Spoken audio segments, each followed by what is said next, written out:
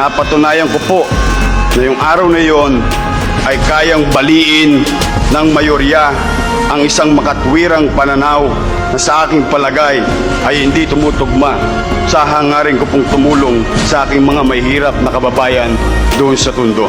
Kaya po, hindi po kaila sa inyo at dati rin po akong katulad nila at hindi ko po kinahiya na kahit po ako isang basurero lamang, pedicab driver, nag-aral sa isang pampublikong eskwelahan, nagsikap at pinalad na maging isang artista at muling pinalad na mabigyan ng pagkakataon ang isang batang katulad ko na hindi man lang nakapagtapos ng kolehiyo ay makapaglingkod sa aking kapwa.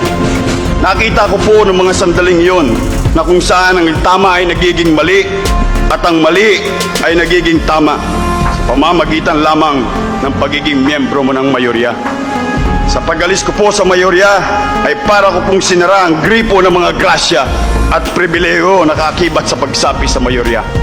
Una na po, ilan sa mga staff ko mawawalan ng mga trabaho, pero dumarating po sa buhay ng isang tao na kailangan po natin timbangin kung ano ang higit na mas mahalaga, ang pribileyo o salapi o paninindigan at prinsipyo. Pinili ko pong manindigan at patuloy na pagsisilbihan ng matapat, makatwiran ang aking distrito. Minsan po, sinabi ng dating Pangulong Quezon, "My loyalty to the party ends where my loyalty to the people begins." At wala rin po kong kaintensyon-intensyon na sumali o sumama sa minorya na katulad ng napaulat sa mga periodiko na ako'y tinanggihan nila sapagkat hindi po ako nag-a-apply. Nais ko po ring linawin na hindi po ako pinaalis ng mayorya. Bagkus, usa po akong umalis sapagkat nais ko pong maghari sa akin sa aking mga desisyon ay kung ano ang itinatakda ng aking konsensya at hindi tulad ng itinatakda ng iba o ninuman. Marahil ay hindi po ninyo alam ang pakiramdam ng isang taong hindi makatulog dahil sa pag-iisip niya kung bukas may bahay pa siyang uuwian o tutulugan. Minsan po, natira kami sa parola, natira kami sa mabuhay na kung saan ay tinatawag nilang squatter. At dito po,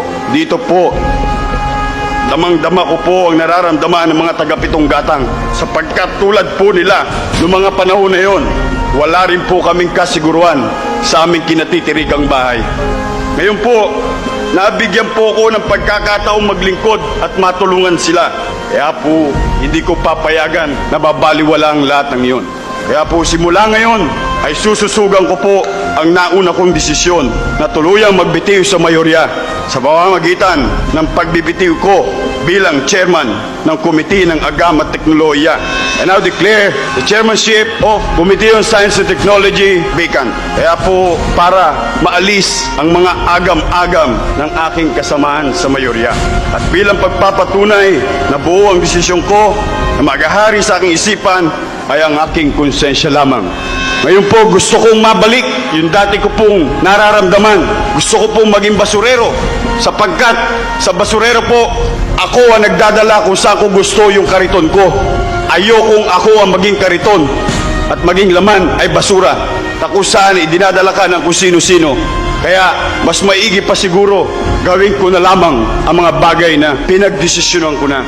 Kaya po sa inyong lahat, maraming salamat sa mga kasamahan kong minulat ninyo ko at hinayaang araling maigi. Ako naman po'y magiging makatwiran kapag tama aking susuportahan, kapag mali sa abot ng aking makakaya'y itatama ko po. Maraming salamat po. Pagpalay kayo na pong may kapal. Recess for 5 minutes.